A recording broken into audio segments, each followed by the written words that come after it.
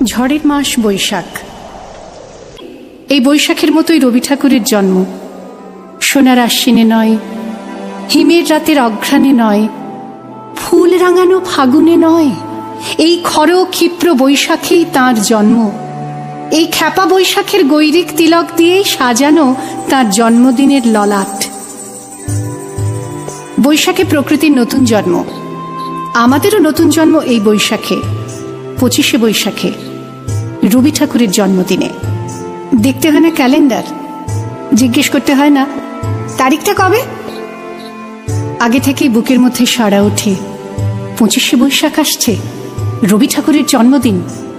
বছরে একটা দিনের জন্য তারা নতুন হয়ে যায়। চারপাশে নীলে লালে সবুজে হলুদে রঙিন ফুলের আলপনা, মাঝখানে খয়েরি রঙের সুতোয় রোজ দুপুরের না ঘুমানো চোখে কাজের ক্লান্ত অবসরে বোনা হয়ে চলেছে সেই 4টে লাইন।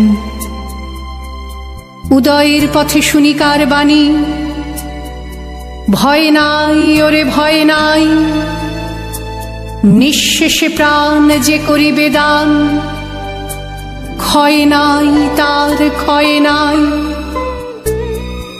শুধু কি সূচি কাজে?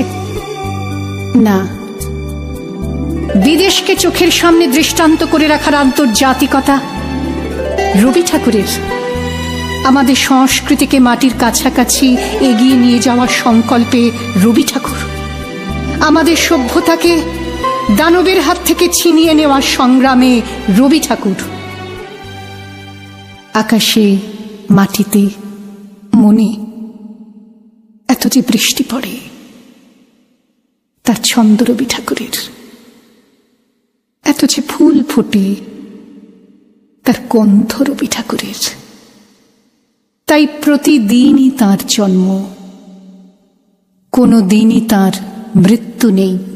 কালের কালা পাহাড় এসে কোনো দিন যদি ভারতবর্ষ থেকে সমস্ত ঠাকুরের পুজোর প্রদীপ নিভিয়ে দিয়ে যায়, তবু একটি ঠাকুরের বেদী চিরকাল থাকবে মাটির সঙ্গে গাঁথা।